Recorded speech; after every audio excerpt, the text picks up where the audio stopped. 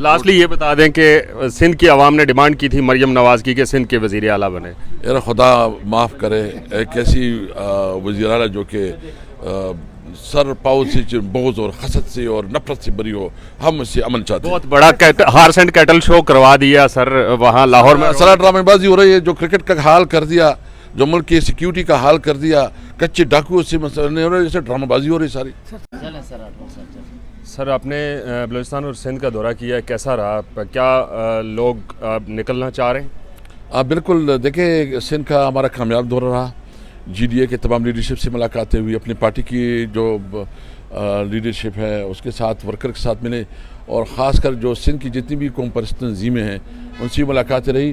وہاں سب سے جو میں نے محسوس کیا کہ سندھ جو ہے نا اگلا تحریک انصاف کا ہے, اور وہ خود کہہ رہے تھے جو ہم دانشوروں سے ملے, جیسے ملی کہ سندھ میں بھی آئندہ حکومت تحریک انصاف بنائے گی.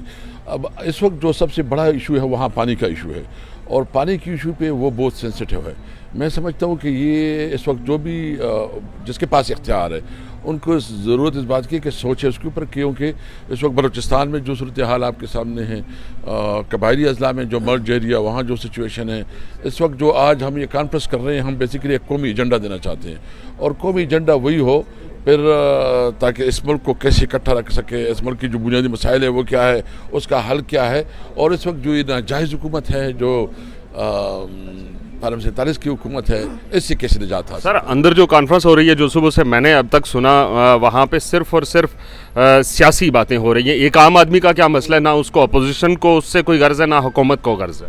دیکھیے ابھی تو شروع ہوئی نا, اس میں تو آپ کی میڈیا کی نمائندگی ہوگی, اس میں مختلف لوگوں کی نمائندگی ہوگی, اور پولیٹیشین بھی ہوں گے. اس میں ہم نے مختلف لوگوں کی, کیونکہ میرے ساتھ لسٹ ابھی شیئر نہیں کیا گیا ہے کیونکہ شاید حکار بازی اس کو انتظام دیکھ رہا تھا, تو ہم نے اس میں تمام مختلف فکر کے لوگوں کو بلایا ہے. اب سندھ کا آپ نے دورہ کیا, آپ نے کہا کہ تمام قوم پرست جماعتیں جتنی بھی ہیں وہ آپ کے ساتھ چلنے کو تیار ہیں. کیا آپ کے درمیان کیا معاہدہ کہتا ہے, کیا طے پایا کہ آپ ان کے ساتھ کیسے چلیں گے, وہ آپ کے ساتھ کیسے چلیں گے؟ نہیں, بیسیکلی ہم جو کر رہے ہیں نا, یہ اس لیے نہیں کر رہے, ہم یہ جو کانفرنس ہے اس میں ہم قومی ایجنڈا بنائیں گے.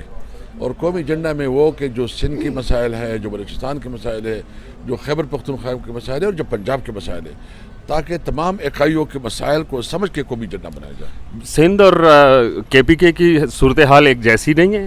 سیکیورٹی کے مسائل وہاں پہ, اور وہاں سندھ کے اندر پانی کے مسائل ہیں, غربت ہے, جو انفراسٹرکچر ہے وہ بلڈ نہیں ہو رہا. 10 سال آپ کو بھی ہو گئے کے پی کے میں, اور سندھ کے اندر پیپلز پارٹی کو 10-15 سال ہو گئے. دیکھیں, ہمیں تو جو مسائل کا سامنا ہے وہ انٹرنل ایشوز نہیں ہے, وہ آپ کی جو ایکسٹرنل ایشوز ہے, فارن پالیسی سے تعلق رکھتا ہے, افغان پالیسی سے تعلق رکھتا ہے. اس کی وجہ سے ہم جو ڈسٹیبلائز ہو رہے ہیں. تو سندھ میں کون ذمہ دار ہے؟ سندھ میں سندھ حکومت ذمہ دار ہے. 40 سال سے گزشتہ, ابھی بھی 20 سال سے ادھر. لوگ آپ کو کیا سوچ کے ووٹ دیں گے سندھ کے اندر؟ آپ کہہ رہے ہیں کہ پی ٹی آئی کا دور آئے گا سندھ کے اندر. کے پی کی صورتحال دیکھنے کے بعد اب لوگ کیا سمجھتے ہیں کہ سندھ کے اندر آپ کو ووٹ دیں گے, آپ کے لیے نکلیں گے؟ دیکھیں, کے پی کے میں جتنا ہم نے ڈیلیور کیا, جتنی ڈیولپمنٹ کی, یہ تیسری دفعہ کس کو یہ ووٹ ملا ہے؟ یہ پہلی دفعہ تحریک انصاف ہے کہ جس کو تیسری دفعہ ووٹ ملا ہے.